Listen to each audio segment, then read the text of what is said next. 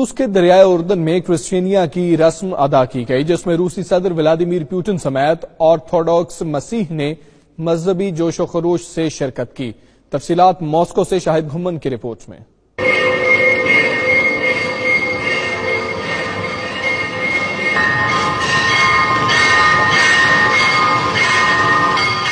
روسی صدر Vladimir Putin اور آرتھوڈاکس مسیحی برادری نے دریائے اردن میں کرسچینیا کی رسم ادا کی۔ یہ رسم ہر سال آرتھوڈاکس مسیح 19 جنوری کے آغاز سے اختتام تک دریائے اردن کے ٹھنڈے پانی میں ڈبکیاں لگا کر کرتے ہیں تاکہ پچھلے گناہ معاف ہو سکیں۔